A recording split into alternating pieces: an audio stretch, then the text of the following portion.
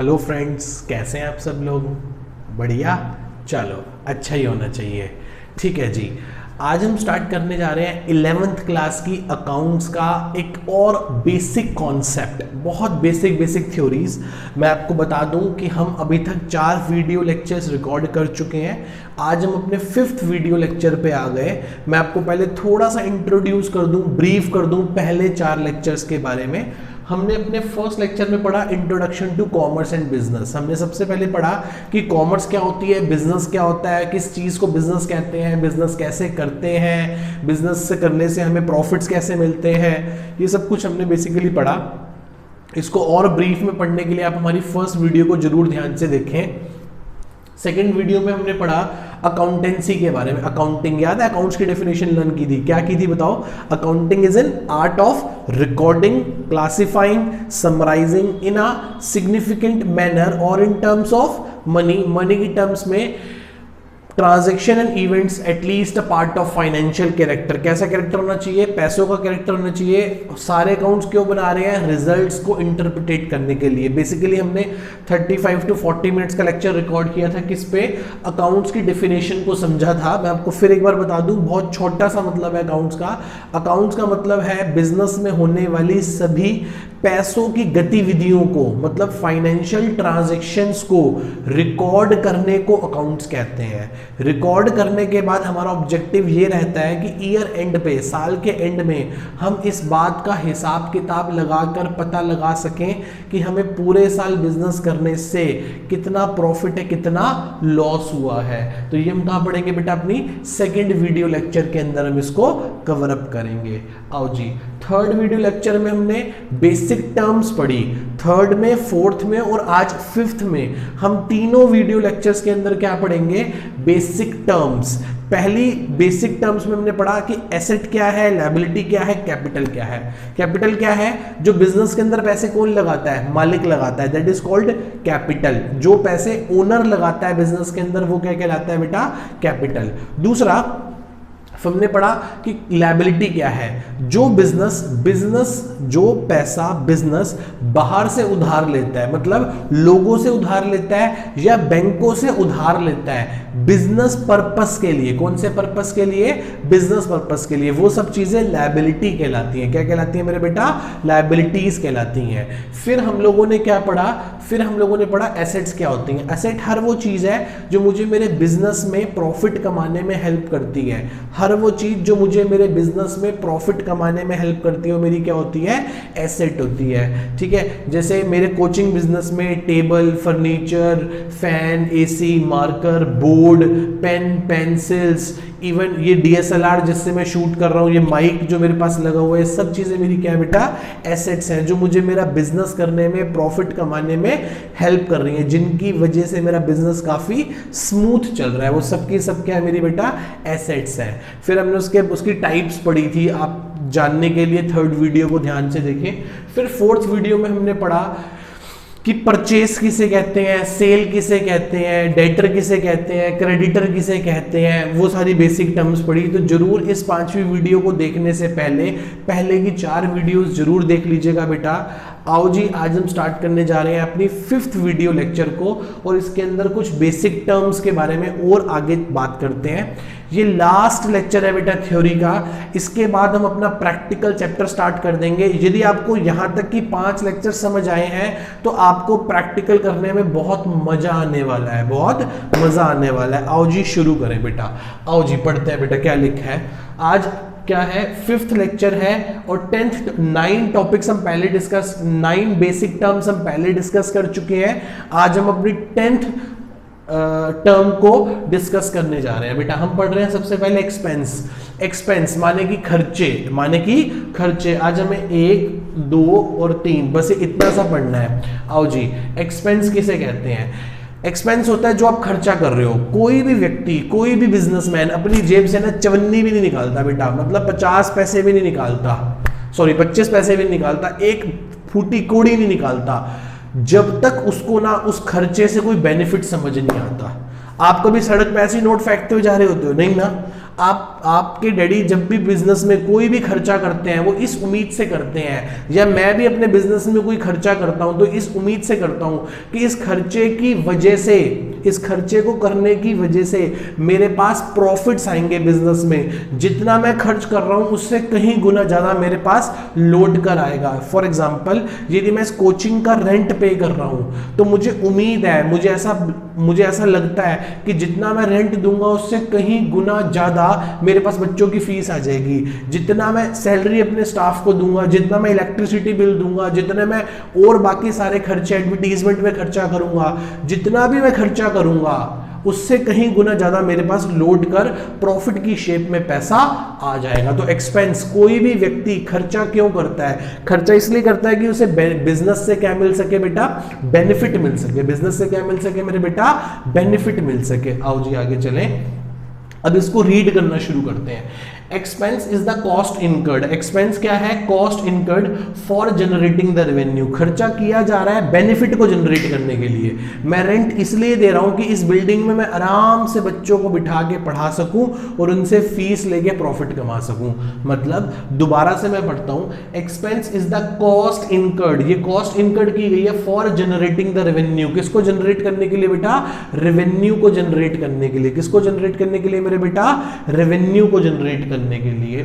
Full stop. आगे लिखा है it is a monetary measurement. ये एक मॉनेटरी मेजरमेंट है, मतलब पैसों के रूप में की गई मेजरमेंट है ऑफ इनपुट्स, उन इनपुट्स की और रिसोर्सेज कंज्यूम, जो चीजें आपने कंज्यूम कर ली हैं, खर्च कर ली हैं। जैसे स्टाफ का बेनिफिट लेके मैंने सैलरी दी, प्रॉपर्टी को यूज करके मैंने उसका रेंट दिया, इलेक्ट्रिसिटी को यूज करके मैंने बिजली का बिल दिया। समझ रहे हैं आप इस बात को?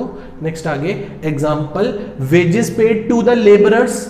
वेजेस दी लेबरर को। Salary paid to employ. Salary किसको देंगे? एम्प्लॉइज को देंगे। रेंट पेड टू, रेंट किसको दिया होगा? लैंडलॉर्ड को दिया होगा। ई बिल्स का मतलब होता है इलेक्ट्रिसिटी बिल। इलेक्ट्रिसिटी बिल किसको दिया होगा? हमारे यहाँ पे एनडीपीएल को दिया होगा, पता है ना, जो पावर सप्लाई करती है हमें। तो ये सब क्या है बेटा? हमारे बिजनेस के एक्सपेंसेस है, खर्चे हैं। क्यों करते हैं खर्चे? बेनिफिट को जनरेट करने के लिए। किसको जनरेट करने के लिए मेरे बेटा? बेनिफिट को जनरेट करने के लिए। क्या आप इतनी बात समझ पा रहे हैं? क्या हम आगे चल सकते हैं? ठीक है जी। एक्सपेंसेस बेटा, दो टाइप के एक्सपेंस होते हैं, इस बात को बड़े ध्यान से समझना। एक को बोलते हैं आउटस्टैंडिंग एक्सपेंस। क्या बोलते हैं? Outstanding expense. और एक होता है प्रीपेड एक्सपेंस। एक क्या होता है? प्रीपेड। प्रीपेड मतलब पहले ही चुका दो। देखो मेरी बात ध्यान से समझना, एक्सपेंस से लेते हैं बेनिफिट। खर्चा करते हो तो आपको क्या मिलता है? बेनिफिट। दूसरा, फिर आप उसकी क्या करते हो? पेमेंट करते हो। फिर आप उसकी बेटा क्या करते हो? पेमेंट करते हो। आप किसी भी खर्चे को कैसे करते हो? या तो पहले यूज करते हो फिर पैसे देते हो। दूसरे केस में या पहले पैसे देते हो फिर इस्तेमाल करते हो। फॉर एग्जाम्पल, मैं आपको बड़े छोटे से एग्जाम्पल से बात समझाता हूं। मेरे पास ना एक प्रीपेड कनेक्शन है। मेरे पास वोडाफोन का एक नंबर प्रीपेड है। कौन से वाला सर? मैं बताता हूं, 9999090767। ये मेरा वोडाफोन का नंबर है। मैंने इसमें 2400 रुपए का रिचार्ज करवाया 1 साल के लिए पूरा। आज रिचार्ज करवाया और अगले 1 साल तक मैं इसका बेनिफिट कंज्यूम कर सकूंगा। मतलब फोन कर भी सकूंगा और फोन आ भी सकेंगे। फोन कर भी सकूंगा और फोन आ भी सकेंगे। पर पैसे कैसे दिए मैंने? पहले दिए। इस एक्सपेंस को क्या बोलते हैं? प्रीपेड। क्या बोलते हैं? तभी उसको क्या बोलते हैं? आपका कैसा नंबर है? प्रीपेड नंबर है कि पोस्टपेड नंबर है? प्रीपेड, पहले दे दिया। पोस्टपेड मतलब इस्तेमाल करने के बाद, बेनिफिट को कंज्यूम करने के बाद, बेनिफिट को एंजॉय करने के बाद पैसे देने हैं। वो क्या होता है? पोस्टपेड। प्रीपेड क्या होता है? पहले ही दे देना। मैं दोबारा से पढ़ता हूं। प्रीपेड को प्यार से क्या बोलते हैं? अनएक्सपायर्ड। क्या बोलते हैं मेरे बेटा? अनएक्सपायर मतलब वो खर्चा, वो एक्सपेंस जिसका बेनिफिट कंज्यूम नहीं किया पर हमने उसके पैसे पहले ही दे दिए। मतलब पेमेंट, तो पेमेंट के आगे क्या लगा है? देखो बेटा टिक लगा है, पर बेनिफिट के आगे क्या लगा है? क्रॉस। मतलब पैसे तो दे दिए पर अभी बेनिफिट कंज्यूम नहीं करा। क्या होता है expense which is paid but not due. Expense which is paid, खर्चा हो गया पर अभी ड्यू नहीं हुआ, मतलब खर्चे को पे तो कर दिया, पैसे दे दिए पर अभी बेनिफिट कंज्यूम नहीं किया। मैंने 2400 रुपए का रिचार्ज आज ही करवा लिया पर बेनिफिट कंज्यूम कब से शुरू होगा, आज मध्य रात्रि से, मतलब कल से शुरू होगा बेनिफिट। और कब तक, अगले 1 साल तक बेनिफिट ले सकूंगा, पर पैसे कब देने पड़ेंगे, आज।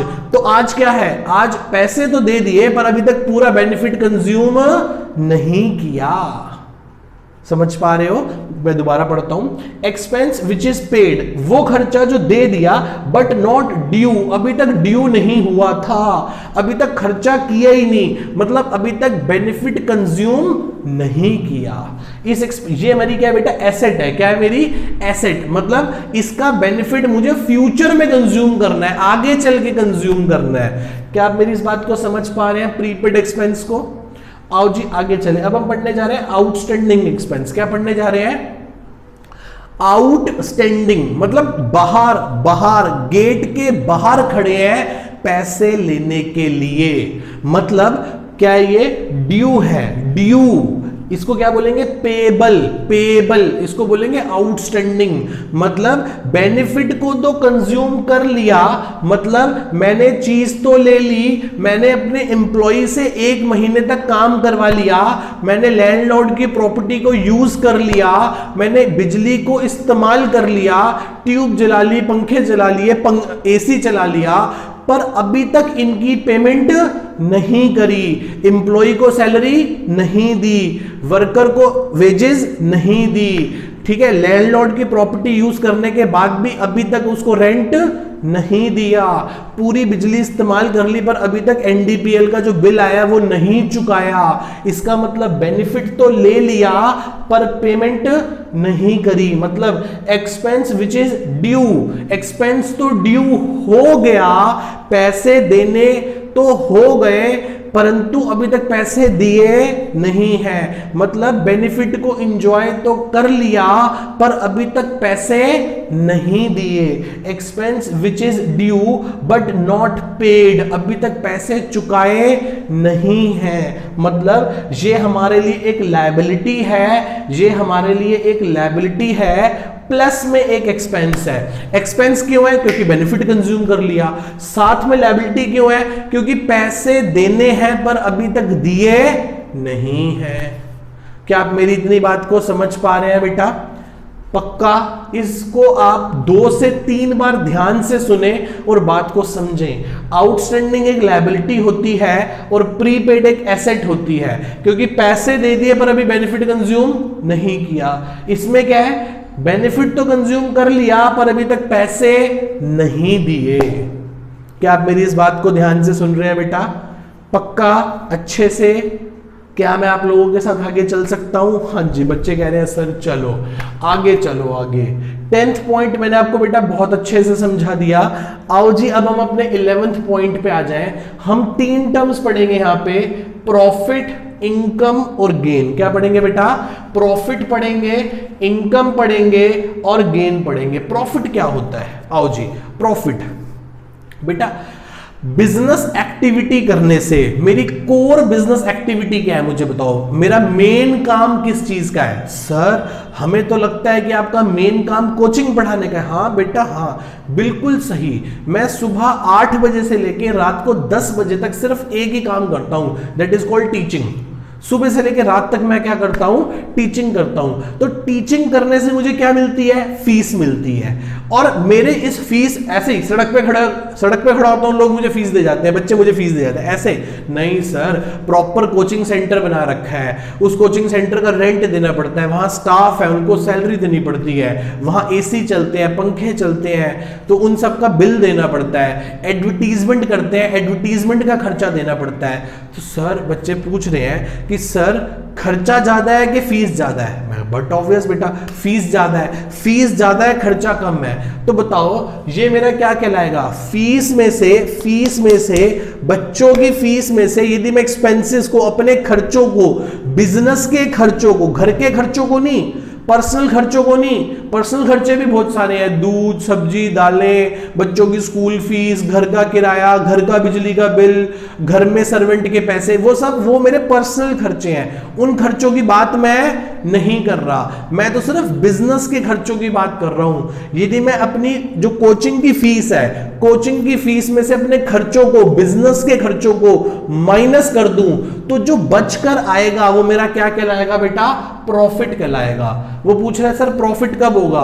प्रॉफिट तब होगा जब fees is greater than the expenses, जब फीस ज्यादा होगी और खर्चे कम होंगे, जब फीस ज्यादा होगी और खर्चे कम होंगे। क्या आप मेरी बात को समझ पा रहे हैं मेरे बेटा? क्या हम आगे चल सकते हैं आप लोगों के साथ? हाँ जी सर, चलते हैं। Means income earned by the business, income earned by the business मतलब पैसे कमाए हैं बिजनेस ने फ्रॉम इट्स ऑपरेटिंग एक्टिविटी। ये वर्ड लिखा है ऑपरेटिंग, ये एसीटीवी का मतलब एक्टिविटी है बेटा, मैंने शॉर्ट फॉर्म में लिखा है। एसीटीवी का मतलब क्या है? एक्टिविटी। मतलब हमने वो प्रॉफिट कमाया जो हमें बिजनेस एक्टिविटी से हुआ है, मेरी ऑपरेटिंग एक्टिविटी। ऑपरेटिंग मतलब जिस चीज का मेरा ऑपरेशन है। ऑपरेशन का मतलब वो नहीं कि मेरे को कोई प्रॉब्लम है और उसका ऑपरेशन है। ऑपरेशन का मतलब मेरी कोर बिजनेस एक्टिविटी क्या है, मेरी कोर बिजनेस एक्टिविटी क्या है, मेरी मेन एक्टिविटी क्या है। मेरी मेन एक्टिविटी तो क्या है बेटा? सिर्फ कोचिंग पढ़ाकर पैसे कमाना। तो उससे जो मुझे होगा वो क्या कहलाएगा? मेरा प्रॉफिट। क्या कहलाएगा बेटा? मेरा प्रॉफिट। तो प्रॉफिट का फॉर्मूला क्या है? Revenue from operation. रेवेन्यू का मतलब पैसे, फ्रॉम ऑपरेशन मतलब जो काम है आपका। इसको यदि मैं सिंपल शब्द में बोलूं, यदि मैं इसको सिंपल शब्द में बोलने की कोशिश करूं तो बेटा हम इसे सेल्स कह सकते हैं। क्या कह सकते हैं हम इसे? सेल्स कह सकते हैं। क्या कह सकते हैं बेटा? हम इसको सेल्स कह सकते हैं। इतनी बात आप सब लोगों को समझ में आ रही है बेटा? इसमें से क्या माइनस कर दोगे आप? एक्सपेंसेस, खर्चे माइनस कर दोगे। क्या माइनस कर दोगे? खर्चे। तो आपका क्या निकल आएगा मेरा बेटा? प्रॉफिट निकल आएगा। क्या निकल आएगा बेटा? प्रॉफिट निकल आएगा। चले आगे, पक्का समझ आ गया? अब इससे प्रॉफिट छोटी टर्म है, इनकम उससे बड़ी टर्म है। प्रॉफिट छोटा, इनकम बड़ा। इनकम में क्या होता है सर? इनकम में प्रॉफिट तो होता ही होता है। देखो बेटा, जनरली बहुत सारे टीचर्स है, बहुत सारे लोग इन दोनों को बोलते हैं कि सर ये एक ही है, इनकम और प्रॉफिट एक ही है। पर मैं आपको बारीकी समझाता हूं कि दोनों की बारीकी क्या है। प्रॉफिट छोटी टर्म है और इनकम बड़ी टर्म है। इनकम में प्रॉफिट तो होगा ही होगा, उसके साथ नॉन ऑपरेटिंग एक्टिविटी से भी जो पैसा आ रहा है वो आपके प्रॉफिट को बढ़ाएगा, इनकम को नहीं बढ़ाएगा। सॉरी, प्रॉफिट को नहीं बढ़ाएगा, इनकम को बढ़ाएगा।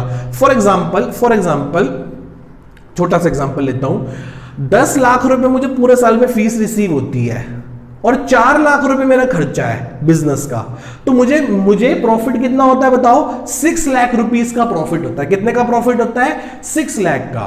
इसमें प्लस करते चले जाओ। अब मेरे को इनकम क्या है और इनकम कौन सी है?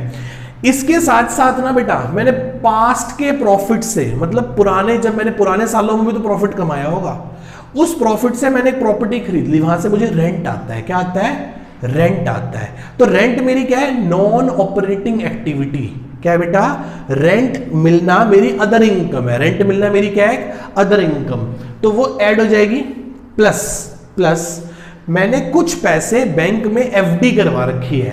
एफडी पे क्या आता है बोलो? इंटरेस्ट। एफडी पे क्या मिलता है बेटा हमें? इंटरेस्ट। वो भी मेरी क्या बन गई? इनकम बन गई। तो प्रॉफिट तो मेरा 6 लाख है। प्रॉफिट मेरा कितना है बेटा? 6 लाख। प्लस में साल भर में 2 लाख रुपए मुझे किस बात का आता है? रेंट का और इंटरेस्ट का। तो ये इस 6 लाख में जाके क्या हो गया? ऐड हो गया। टोटल कितना हो गया? 8 lakh. 6 lakh is rupees my profit and 8 lakh is rupees my income। 8 lakh रुपए मेरी क्या है बेटा? इनकम। इनकम में क्या है? इनकम में प्रॉफिट तो है ही है, प्लस वो इनकम भी है जो मुझे अदर एक्टिविटी से होती है। जो मुझे कहां से होती है बेटा? मेरी अदर एक्टिविटी से। अदर एक्टिविटी वो एक्टिविटी होती है जो मेन एक्टिविटी से नहीं होती। मतलब मेरा मेन काम क्या है? कोचिंग पढ़ाना।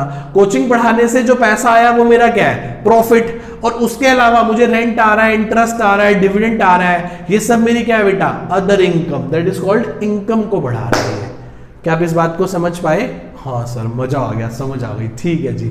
आओ पूछ के देखना अपने फ्रेंड से, का पता नहीं यार क्या होता है, समझाना, यही कॉमर्स का सबसे बड़ा बेनिफिट है आप लोगों के साथ, ठीक है। आओ जी पढ़ते हैं। Income is a profit, income वो प्रॉफिट है अर्नड ड्यूरिंग अ पीरियड, जो एक पीरियड में कमाई जाती है। It include both operating and non operating, ये लिखा है ओपीआर, ओपीआर का मतलब क्या बेटा यहाँ पे ऑपरेटिंग, इस ओपीआर का मतलब क्या है operating and non operating. Operating क्या है, फीस में से खर्चे माइनस करोगे तो क्या निकल आएगा मेरा ऑपरेटिंग प्रॉफिट, याद है ना एग्जांपल, 10 लाख की फीस आई, 4 लाख खर्चे हो गए तो 6 लाख रुपए मेरा क्या है ऑपरेटिंग प्रॉफिट। नॉन ऑपरेटिंग क्या है, रेंट मिलना और इंटरेस्ट मिलना, ये सब क्या है बेटा मेरी नॉन ऑपरेटिंग। तो इनकम में क्या आती है दोनों, और प्रॉफिट में सिर्फ क्या आता है ऑपरेटिंग प्रॉफिट, प्रॉफिट में सिर्फ क्या आता है मेरा बेटा ऑपरेटिंग प्रॉफिट आता है। यहां तक सबको बात समझ में आई। आओ जी थर्ड टर्म पढ़ते हैं, थर्ड टर्म है गेन। गेन क्या है बेटा, गेन जो ना इवेंचुअली इंसिडेंटली ऑटोमेटिकली हो जाता है, हमारी इंटेंशन नहीं होती इसको कमाने की, पर फिर भी हो जाता है, फिर भी हो जाता है। सर मतलब it is a irregular profit, irregular profit है, नॉन रेकरिंग इन नेचर, रोज रोज ऐसे प्रॉफिट हमें नहीं होते, रोज रोज हमें ऐसे प्रॉफिट नहीं होते। इट इज अराइज एक्सीडेंटली या इंसिडेंटली, इंसिडेंटली हमें ऐसे प्रॉफिट हो जाते हैं, ऐसे प्रॉफिट हमें कैसे हो जाते हैं इंसिडेंटली। सर समझाओ कैसे बेटे, मैं आपको कैसे समझाऊं, कैसे समझाऊं। मेरे हाथ में ये कैलकुलेटर है, मेरी एसेट है, एसेट, ये छोड़ो मैं आपको क्या चीज दिखाऊं, क्या चीज दिखाऊं। ये देखो मेरे बेटा, ये मेरे पास एक चेयर है, ये मेरे पास क्या है बेटा एक चेयर है, चेयर दिख रही है चेयर सबको। ये चेयर ना हमने, ये चेयर हमने 800 रुपए की खरीदी थी, कितने की खरीदी थी 800 रुपए की। अब मुझे इस चेयर से पढ़ाने का मन नहीं करता, मैंने कहा बेकार चेयर है, मजा नहीं आता, बच्चा कंफर्टेबली इस चेयर पे बैठ नहीं पाता, तो हमने इस चेयर को बेचकर नए बढ़िया वाले डेस्क बनवाए, नए बढ़िया वाले डेस्क बनवाए। ये चेयर हमने बेच दी, चेयर बेची तो पता कितने की बिकी बेटा 900 रुपए की चेयर बिक गई। ओ भाई साहब, कोई एक मिल गया, एक बुद्धू मिल गया, एक बुद्धू मिल गया, उस बुद्धू को हमने पुरानी चेयर कितने की चिपका दी 900 रुपीज की दे दी, 900 रुपए की चेयर दे दी। मेरी बात ध्यान से समझना, यदि मैंने उसको 900 रुपए की चेयर दे दी तो मुझे 100 रुपए का क्या हो गया गेन। चेयर बेचकर प्रॉफिट कमाना मेरा काम नहीं है, मेरा काम तो बच्चों को कोचिंग पढ़ाकर कमाना है, मेरा काम तो बच्चों को कोचिंग पढ़ाना, कोचिंग पढ़ाकर पैसा कमाना मेरा काम है, चेयर बेचकर प्रॉफिट कमाना मेरा काम नहीं है। ये काम फर्नीचर वाले अंकल का है, मेरा नहीं है। पर फिर भी मुझे जो 100 रुपए का प्रॉफिट हो गया, फिर भी जो मुझे 100 रुपए का प्रॉफिट हो गया, वो मेरा क्या कहलाएगा गेन। क्या कहलाएगा बेटा गेन। मतलब जो इरेगुलर एक्टिविटी से हुआ, जो कभी कभी हुआ, जिसको जो एक्सीडेंटली हो गया, जिसको कमाना मेरा ऑब्जेक्टिव नहीं था। जब मैंने चेयर खरीदी थी तब ये नहीं सोचा था कि इस चेयर पे प्रॉफिट कमाऊंगा, जब ये चेयर खरीदी थी तो मैंने ये नहीं सोचा था कि इस चेयर पर प्रॉफिट कमाऊंगा, तब तो खरीदी थी बच्चों को बिठाकर पढ़ाने के लिए। अब बस मूड चेंज हो गया तो बेच दी, बेचने पर क्या हो गया गेन हो गया। दोबारा पढ़ते हैं, इट इज इरेगुलर प्रॉफिट और non recurring in nature. Irregular है, रोज रोज ऐसे प्रॉफिट नहीं होते, और नॉन रेकरिंग बार बार भी नहीं होते। It is arise incidentally, accidentally, accidentally हो जाते हैं ऐसे प्रॉफिट। एग्जाम्पल क्या है, profit on sale of any fix set, वो जो मैंने जो चेयर बेच के दिखाई फिक्स सेट, या किसी इन्वेस्टमेंट को बेच दिया। इन्वेस्टमेंट क्या होती है, मैंने कोचिंग के पैसे को इकट्ठा कर करके गुड़गांव में प्लॉट ले लिया 40 लाख का, that is called my investment. क्या है मेरी इन्वेस्टमेंट की, मैंने पैसा क्या कर दिया इन्वेस्ट कर दिया। कुछ सालों बाद गुड़गांव की प्रॉपर्टी डेवलप हो गई, साथ में क्या बन गया डीएलएफ बन गया, सामने से क्या निकल गया मेट्रो स्टेशन निकल गया। वो 40 लाख रुपीस की बिल्डिंग या प्रॉपर्टी मैंने 70 लाख की बेच दी, तो that is called my gain. ये मेरा गेन है। सर गेन क्यों है, क्योंकि बेटा प्रॉपर्टी खरीद कर बेच कर प्रॉफिट कमाना मेरा काम नहीं है, मैं प्रॉपर्टी डीलर नहीं हूं, मैं एक सिंपल टीचर हूं। तो कोचिंग से आने वाले पैसे को प्रॉफिट, और अदर एक्टिविटी से आने वाले को जो नॉन रेकरिंग है, जो कभी कभार होते हैं, जो सालों में कभी एक बार होते हैं, उसे क्या बोलते हैं गेन। इन तीनों टर्म्स को समझ पा रहे हो बेटा, प्रॉफिट, इनकम और गेन।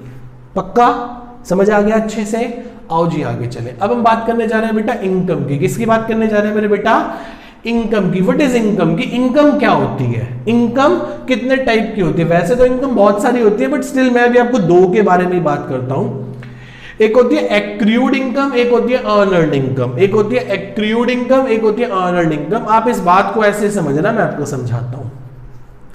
मेरे पॉइंट ऑफ व्यू से समझना, अपने पॉइंट ऑफ व्यू से मत समझना। पहले आप इस बात को मेरे पॉइंट ऑफ व्यू से समझना कि मैं क्या कर रहा हूं। मेरी बात ध्यान से सुनना बेटा। हुआ क्या?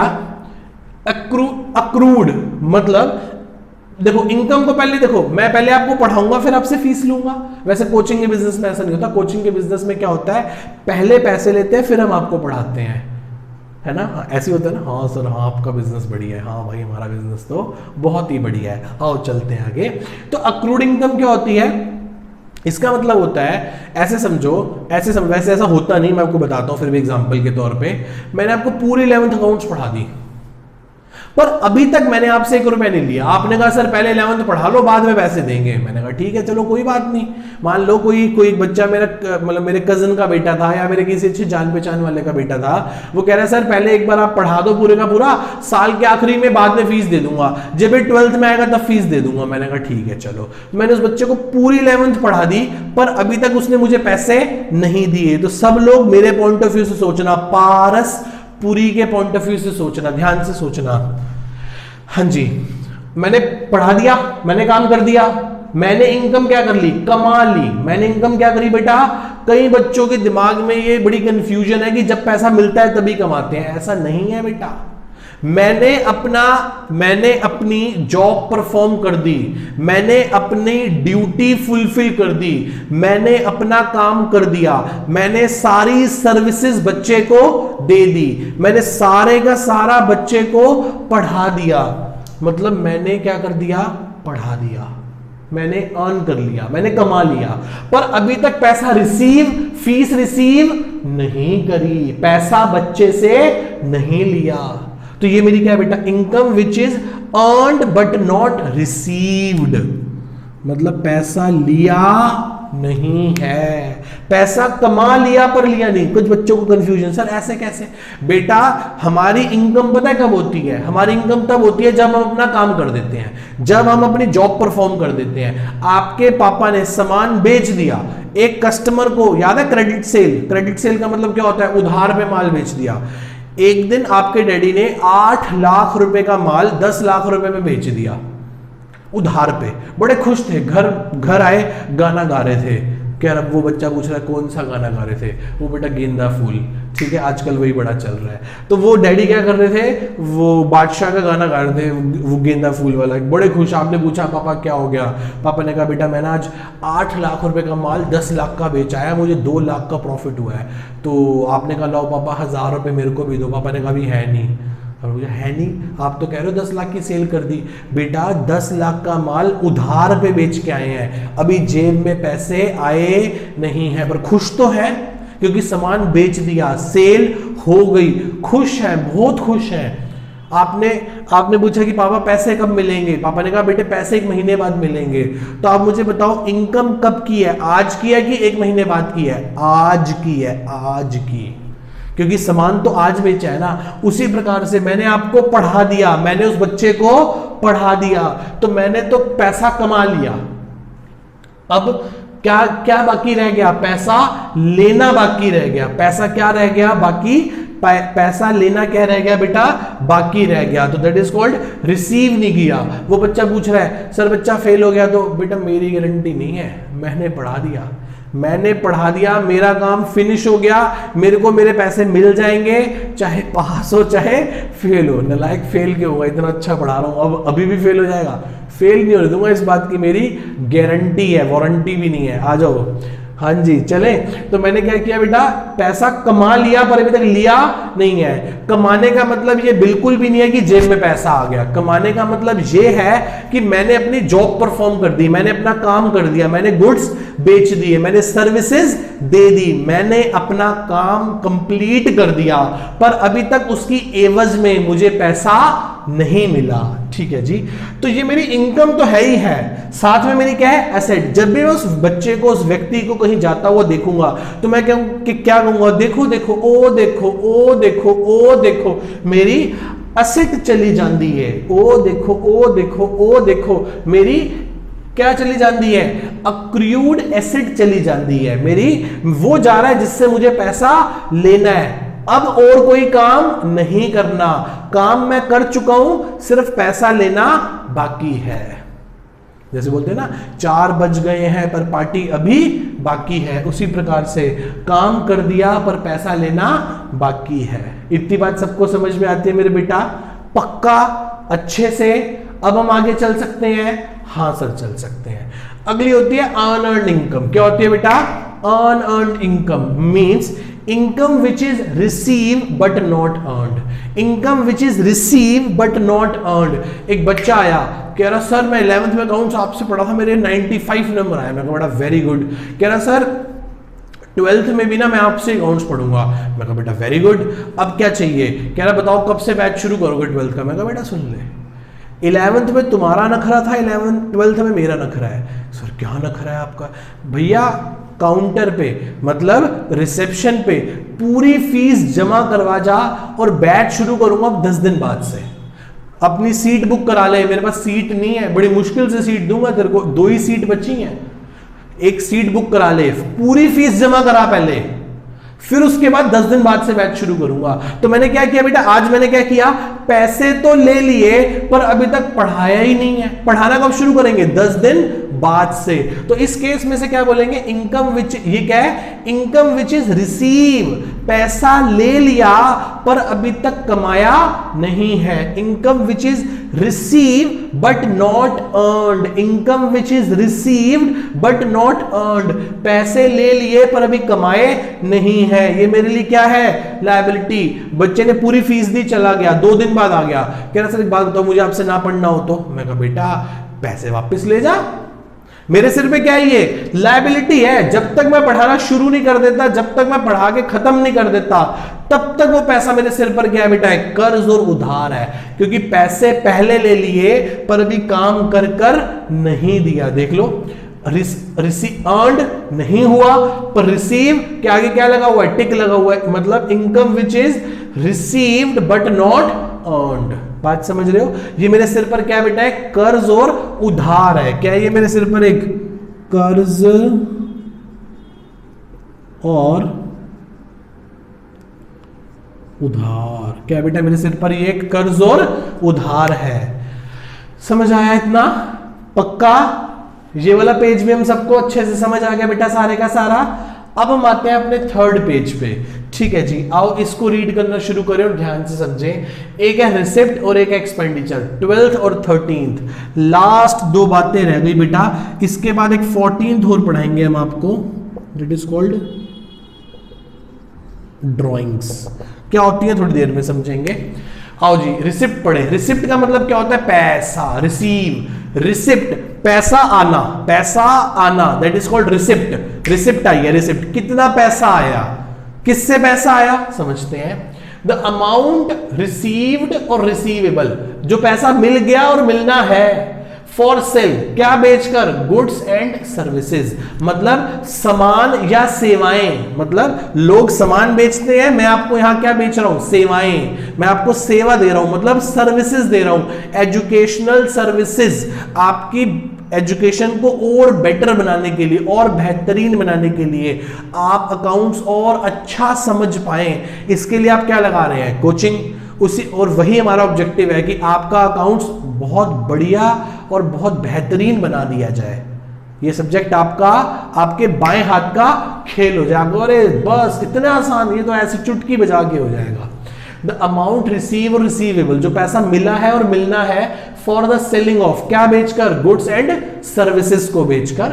आगे पढ़ते हैं। 2 टाइप की रिसिप्ट होती है, एक होती है रेवेन्यू रिसिप्ट और एक होती है बेटा कैपिटल रिसिप्ट। एक क्या होती है बेटा, रेवेन्यू रिसिप्ट, और एक क्या होती है, कैपिटल रिसिप्ट। ध्यान से पढ़ते हैं।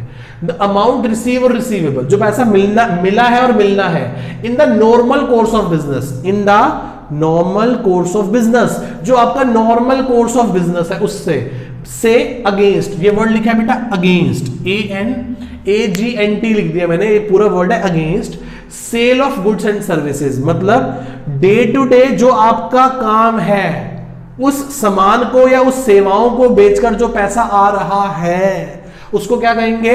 Revenue receipts. क्या कहेंगे मेरा बेटा उसको? Revenue receipts.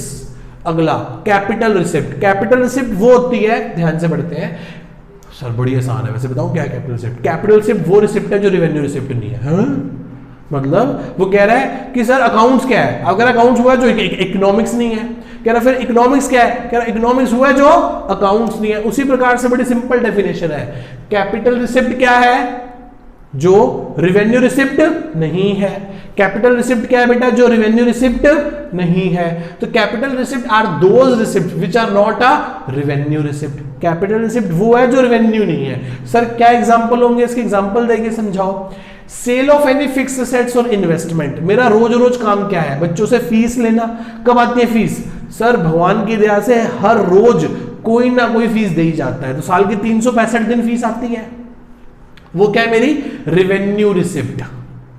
कैपिटल रिसिप्ट क्या है? जो सालों में कभी एक बार होती है, अपने आप हो जाती है। जैसे यदि मैं अपना पुराना वो चेयर उठा के दिखाई थी ना, चेयर बेच दूं, पुरानी बिल्डिंग बेच दूं, पुराना फर्नीचर बेच दूं, पुरानी मशीनरी बेच दूं, या बैंक से लोन ले लूं, तो ये सब मेरी क्या कहलाएंगी?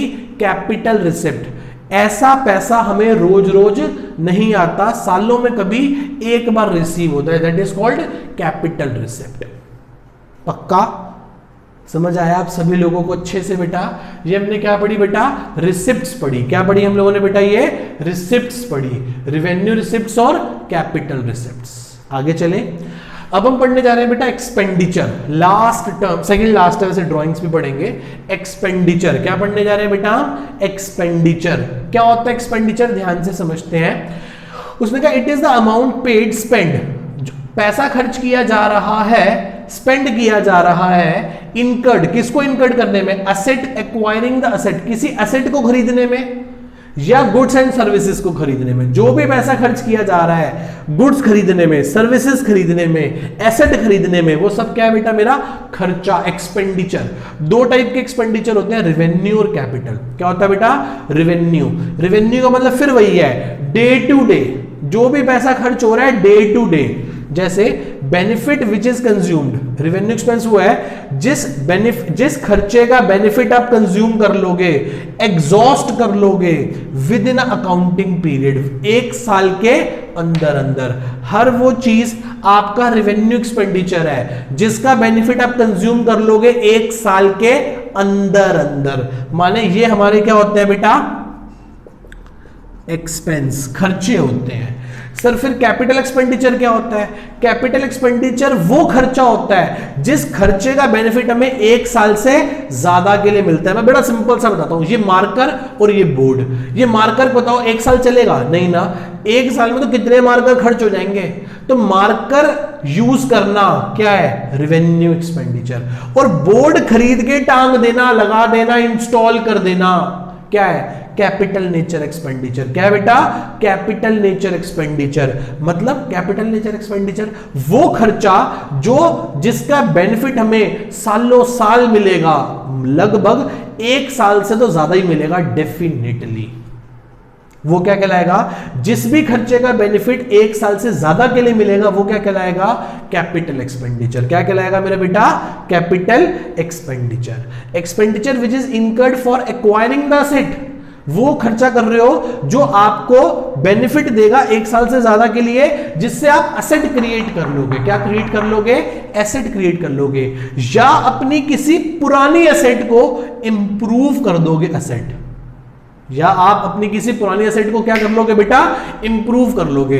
हमारा एसी के अंदर जो कंप्रेसर लगा हुआ था ना, वो सिर्फ हाफ टन का था। समझते हो बेटा? कभी हाफ टन, कभी सुना होगा आपने वर्ड कि हमारे घर का एसी 1 टन का है, 1.5 टन का है, 2 टन का है, तो वो उसके कंप्रेसर की पावर होती है। तो मेरे पास जो एसी लगा था वो आधे टन का था।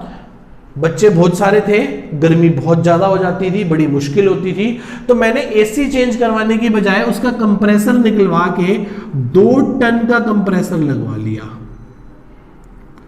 2 टन का कंप्रेसर लगवा लिया। सर अब तो पूछो ही मत, रूम एकदम चिल्ड हो जाता है। तो बताओ, जैसे ही मैंने आधे टन से 2 टन का कंप्रेसर करवाया तो ये मेरा कैसा खर्चा है, रेवेन्यू के कैपिटल, कैपिटल एक तो सालों साल चलेगा। इससे मेरी असेट्स की, एसी की कैपेसिटी क्या हो गई, ज्यादा हो गई, इंप्रूव हो गया, उसकी वैल्यू बढ़ गई, उसकी एफिशिएंसी और परफॉर्मेंस बढ़ गई। तो इन जिस भी खर्चे से असेट की परफॉर्मेंस, एफिशिएंसी बढ़ जाती है, इंप्रूव हो जाती है, उस खर्चे को क्या बोलते हैं बेटा, कैपिटल एक्सपेंडिचर। मेरा बेटा क्या बोलते हैं उसको हम, कैपिटल एक्सपेंडिचर। रेवेन्यू समझ आ गया, साथ ब साथ आपको कैपिटल भी समझ आ गया। तो capital expenditure is expenditure which is incurred for acquiring the asset, किसी एसेट को खरीदने में या किसी एसेट को इंप्रूव करने में। इसका मतलब रेवेन्यू नेचर खर्चे से खर्चा होता है और कैपिटल नेचर खर्चे से क्या क्रिएट हो जाती है बेटा, हमारी एसेट क्रिएट हो जाती है। क्या क्रिएट हो जाती है मेरे बेटा, एसेट क्रिएट हो जाती है। क्या आप यहां तक मेरी बात को समझ पा रहे हैं? पक्का 13 पॉइंट अच्छे से समझ आ गया आप सब लोगों को? सोच लो एक बार अच्छे से, कोई डाउट है तो पूछो। कोई डाउट नहीं है? क्या हम चल सकते हैं आगे? ठीक है जी। लास्ट टर्म बता रहा हूं, ड्राइंग्स। क्या बेटा, ड्राइंग्स क्या होती है? ड्राइंग्स ध्यान से सुनना, ड्राइंग्स क्या होती हैं। जब भी ओनर मतलब मालिक, पारसपुरी इंपीरियल एकेडमी जो बिजनेस है उसका मालिक जो पारसपुरी है, जब भी वो पैसों को, चीजों को, बिजनेस के पैसे को और बिजनेस की चीजों को, एसेट्स को अपने घर ले जाए अपने पर्सनल यूज के लिए, उसे कहते हैं ड्राइंग्स। कि बिजनेस से पैसा और बिजनेस से चीजें निकाल कर घर ले गए अपने पर्सनल यूज के लिए, अपने पर्सनल यूज के लिए। ये चीजें क्या कहलाती हैं बेटा आपको? ये चीजें क्या कहलाती हैं? ड्राइंग्स। फॉर एग्जांपल, कोचिंग पर मेरा एक लैपटॉप था, मेरे बच्चे जिद करने लगे, पापा हमें लैपटॉप पे गेम खेलनी है, लैपटॉप पे गेम खेलनी है। मैं बोले ठीक है। मैंने कोचिंग का लैपटॉप उठाया और घर ले गया। वो पूछ रहा है सर अब आप काम कैसे करोगे? बेटा मेरे पास 3-4 लैपटॉप है, 2-3 डेस्कटॉप है, हम बड़े आराम से काम कर लेंगे। एक कोचिंग का लैपटॉप उठा के मैं कहाँ ले गया बेटा? घर ले गया। अब बच्चे उस पर क्या कर रहे हैं? गेम खेल रहे हैं। आप बताओ ये लैपटॉप किसका था? ये लैपटॉप तो कोचिंग का था, ये तो बिजनेस की एसेट थी, पर कहां चली गई? घर चली गई, पर्सनल यूज के लिए। तो ये क्या कहलाएगी बेटा? ड्राइंग्स।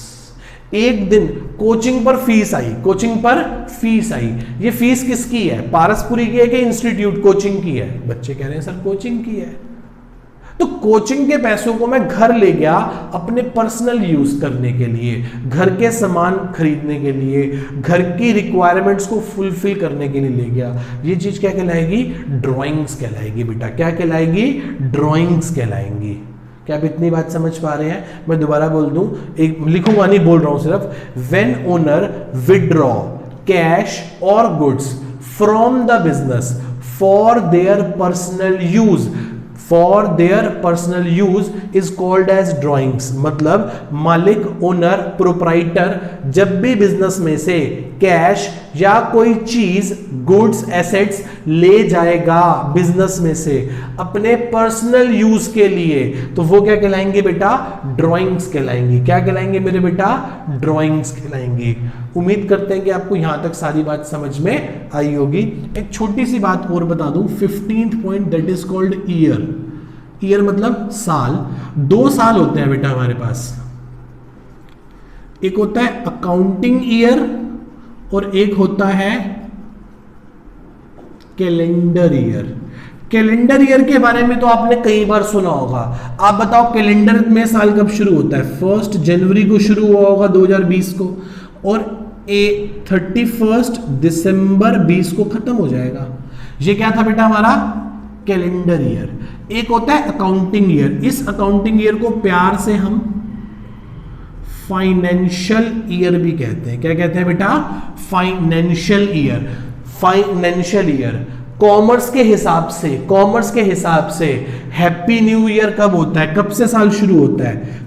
1 अप्रैल से शुरू होता है और 31 मार्च को जाके खत्म हो जाता है। तो हम पूरे अकाउंट्स में हमारा साल हमेशा जनरली 99% कब शुरू होगा, 1 अप्रैल को, और साल कब खत्म होगा, 31 मार्च को। जैसे आपकी क्लास शुरू होती है 1 अप्रैल को, आप क्लास में आते हो और 31 मार्च को आप उस क्लास से आपका रिजल्ट आ जाता है और आप नेक्स्ट क्लास में शिफ्ट हो जाते हो, ट्रांसफर हो जाते हो।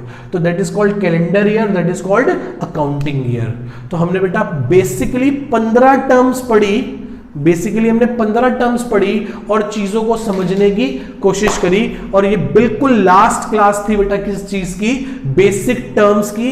इसके बाद हम अकाउंट्स में हमारे हल्के हल्के अकाउंट्स के टीथ आने शुरू हो गए। अब हमें बातें समझ आनी शुरू हो गई। अब जब हम अपने प्रैक्टिकल चैप्टर्स को उठाएंगे, उनके क्वेश्चंस करेंगे, तो हमें चीजें बड़े आराम से और बड़े अच्छे तरीके से समझ आनी शुरू हो जाएंगी। बहुत मजा आने वाला है बेटा अकाउंट्स में। Accounts is one of the best subject है, one of the greatest subject है। बहुत मस्त है और बहुत मस्त तरीके से मैं आप लोगों को पढ़ाऊंगा। बहुत इंटरेस्टिंग और बहुत मजेदार सब्जेक्ट रहने वाला है। ठीक है जी, उम्मीद करते हैं कि आपको यहां तक सारी बात समझ आई होगी। बाकी सब कुछ हम अपने नेक्स्ट लेक्चर से स्टार्ट करेंगे और हम चैप्टर स्टार्ट करेंगे अकाउंटिंग इक्वेशंस। क्या चैप्टर स्टार्ट करेंगे बेटा, अकाउंटिंग इक्वेशंस। प्लीज आप अब जब से भी क्लास स्टार्ट होगी उससे पहले प्लीज ये 5 लेक्चर्स बड़े अच्छे से और बड़े आराम से रिवाइज कर लीजिएगा। Tata bye bye, see you.